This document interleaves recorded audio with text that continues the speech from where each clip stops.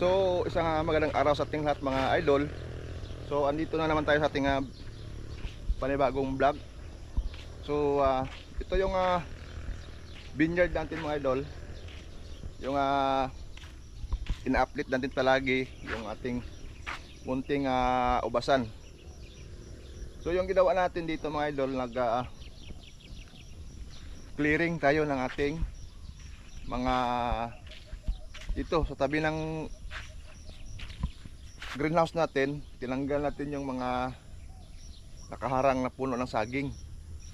So dahil itong saging na to hindi na rin maganda, may mga sakit, so tanggalin natin. Pero bago natin siya tinanggal, nilagyan natin ng herbicide. Kasi kapag hindi natin lagyan ng herbicide, tutubo rin pagkatapos nating tinumba o ano. Ito yung kuha natin, ito yung ating magandang ginawa dito para at least yung ating greenhouse open, kasi nakadagdag din ng shade yung saging. At siyempre maraming mga insekto na naninirahan dyan sa kung ganyan, kung palaging napakaraming puno ng saging. Pero ito hindi natin makayang patayin, bunutin talaga to. Itong oraro na tawag namin dito, pero yung tawag na iba ay sago. Ito yung ginagawang sago. Yan yung kuha na rin tayo, nag-spray na rin tayo ng mga herbicide. So kung makikita nyo, patay na yung mga damo. Pero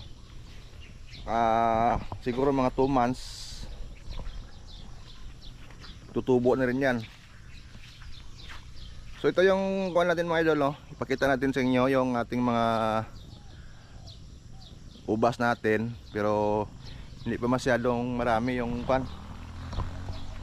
nakaakyat, kasi nga hindi sabay-sabay yung pagtanim natin dito, kasi nagpropagate po tayo ng mga seedling natin. Hindi tayo bumili ng seedling talaga na yung ready to plant, kasi napakamahal naman talaga. So ginawa natin, bumili tayo ng mga variety, kahit isang variety, at saka pinarami natin. So ito yung Baikonur natin, So rooted lang po yan, pero may kinunan tayo ng yung mother. Ito yung mother plant natin ng Baikonur. So nakaakyat na siya, pero konti lang yung fruiting cane. So, okay lang yan, kasi bata pa man to. Yan. So sobrang lapad ng dahon. Siguro nakakuan siya ng maayos. Kunti pa man yung yung parang pencil size pa yung main trunk. Yan, At saka nakakuha din tayo ng pangsayon. Ito katawba. Then may sayon tayo na. Yan. Dito yan galing sa ating mother plant. So 3 piraso yan. Ito yung isa. Ito rin yung isa. So sana magtuloy yung mga graft natin. So katawba po yung rootstock natin, At dito meron tayong bagong nakuha sa ating kaibigan. Katawba rin yung katawba din itong rootstock. Then may dugtong tayo na Bravissimo. Yan, Bravissimo. 2 piraso Bravissimo. Yan, sana magtuloy yan. At saka meron tayong lollipop, lollipop variety US ata to. So seedless po yung dalawa, lollipop at saka Bravissimo. Ito 5 piraso tong lollipop natin.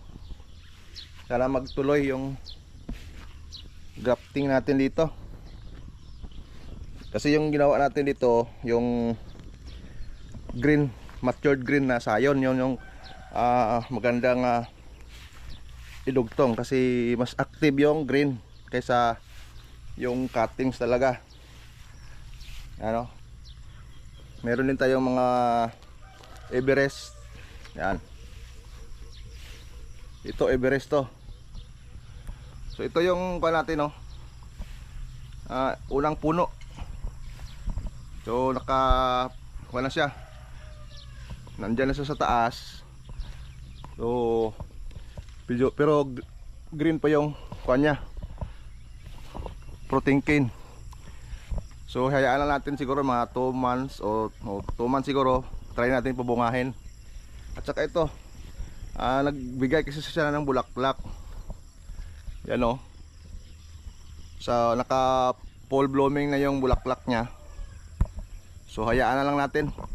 Patuloyin natin at saka para matikman natin yung kanyang bunga. Yan. At ito yung ibang variety natin. So green long. Yan o. Self-rooted lang po yung green long natin o.